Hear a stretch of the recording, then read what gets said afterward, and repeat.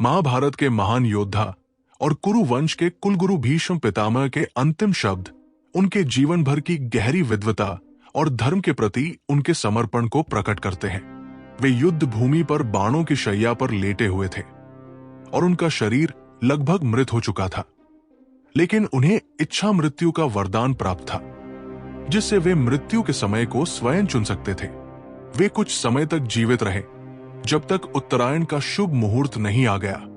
इस दौरान उनके द्वारा बोले गए शब्द आज भी मानवता के लिए अमूल्य धरोहर है। जब भीष्म पितामह बाणों के शैया पर पड़े थे, तो पांडवों ने उनसे मिलने का निर्णय लिया। युधिष्ठिर और उनके भाई उनके पास आए और भगवान श्री कृष्ण भी उनके साथ थे। इस अवसर पर भीष्म ने अपने अंतिम शब्दों में न केवल पांडवों बल्कि समग्र मानवता के लिए अमूल्य उपदेश दिए। भीष्म पितामह के अंतिम शब्द। 1. धर्म का महत्व। भीष्म ने सबसे पहले धर्म के महत्व को बताया, जो संपूर्ण ब्रह्मांड का आधार है। भीष्म, हे युधिष्ठिर, हे पांडवों, ध्यान से सुनो। जो सत्य है वही धर्म है। धर्म ही संपूर्ण ब्रह्मांड का संचालक है। वो नश्वर नहीं है, वो सच्चा मार्ग है जिस पर चलने से हम सभी सुखी होते हैं। जब तक आप धर्म का पालन करेंगे, तब तक आप कभी गलत नहीं हो सकते। 2. यज्ञ और तपस्या का महत्व। भीष्म ने यज्ञ और तपस्या के बारे में भी कुछ महत्वपूर्ण बातें कही। वे बताते हैं कि आत्मिक उन्नति के लिए यज्ञ और तपस्या आवश्यक है। भीष्म, जो लोग बिना किसी स्वार्थ के दूसरों के भले के लिए यज्ञ और तपस्या करते हैं, वे परम सत्य को प्राप्त करते हैं। यज्ञ के बिना दुनिया का कल्याण संभव नहीं है। जो मनुष्य बिना फल की इच्छा के कर्म करता है, वही सच्चा साधक है। 3. राजधर्म। भीष्म पितामह ने राजा और शासक के कर्तव्यों पर भी प्रकाश डाला। भीष्म, राजा वही है जो अपने प्रजा के लिए हमेशा न्याय और सुरक्षा की भावना से कार्य करता है। राजा का कर्तव्य है कि वो अपने प्रजा के कल्याण के लिए काम करे। राजा का धर्म है कि वो दीनहीन, दुखी और दरिद्रों का पालन करे। राजा का जीवन तभी सार्थक होता है जब वो सत्य, धर्म और न्याय के मार्ग पर चलता है। 4. युद्ध और उसके परिणाम। भीष्म ने महाभारत युद्ध पर भी टिप्पणी की, जिसमें उन्होंने युद्ध के परिणामों को लेकर गहरी चिंता व्यक्त की। भीष्म, ये युद्ध जो आज हो रहा है, सच्चाई और न्याय के लिए नहीं, बल्कि घमंड और अहंकार के कारण हो रहा है। युद्ध में हमेशा विनाश होता है और ये युद्ध दोनों पक्षों के लिए भारी शोक और पीड़ा का कारण बनेगा। इस युद्ध में लाखों लोगों की जान जाएगी और इसका कोई भी परिणाम सच्चे रूप में सुखद नहीं होगा। 5. जीवन और मृत्यु का स्वरूप।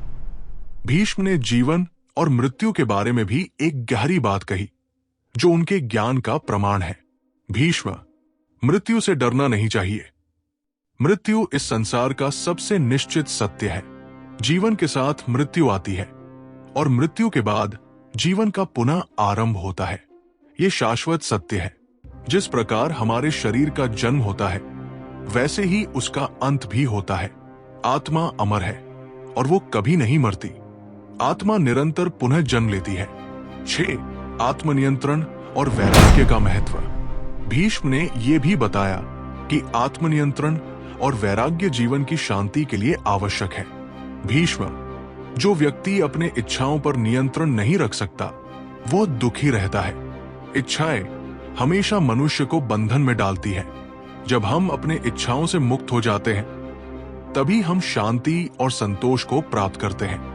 वैराग्य का मतलब ये नहीं कि हमें संसार से भागना चाहिए, बल्कि ये है कि हमें संसार के प्रति हमारा लगाव कम करना चाहिए। 7. पांडवों के लिए आशीर्वाद। भीष्म ने पांडवों को अंतिम आशीर्वाद दिया और उन्हें जीवन में सत्य और धर्म के मार्ग पर चलने की प्रेरणा दी। भीष्म, हे युधिष्ठिर, तुम्हारी विजय सुनिश्चित है, परंतु ध्यान रखना कि जीत केवल उस पर होती है जो सत्य के मार्ग पर चलता है। तुम्हें कर्तव्य और धर्म के मार्ग पर चलते हुए अपने जीवन को संवारना चाहिए।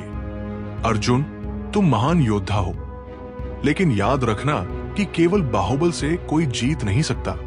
मनुष्य का दिल भी सच्चा होना चाहिए। 8. अंतिम समय में बधाई। जब भीष्म ने ये उपदेश दे दिए तब उत्तरायण का समय आ गया और उन्होंने शांति से अपने शरीर को छोड़ने का निर्णय लिया। भीष्म, अब मेरा समय आ गया है। इस शरीर से मेरा कोई नाता नहीं है। मैं इसे छोड़ रहा हूं क्योंकि आत्मा अमर है। मुझे कोई दुख नहीं है क्योंकि मैं सत्य और धर्म के मार्ग पर चलता रहा। मेरे बाद जो भी पांडवों का नेतृत्व करेगा उसे यही मार्ग अपनाना होगा। भीष्म पितामह ने शांति से अपनी अंतिम सांस ली और उनका शरीर छोड़कर उनकी आत्मा अमर हो गई। भीष्म पितामह के ये अंतिम शब्द जीवन के बारे में गहरी समझ और परम सत्य के मार्ग पर चलने का संदेश देते हैं। उनके उपदेश हमें ये सिखाते हैं कि जीवन में हमें धर्म, सत्य, आत्मनियंत्रण और निस्वार्थ कर्म के मार्ग पर चलना चाहिए।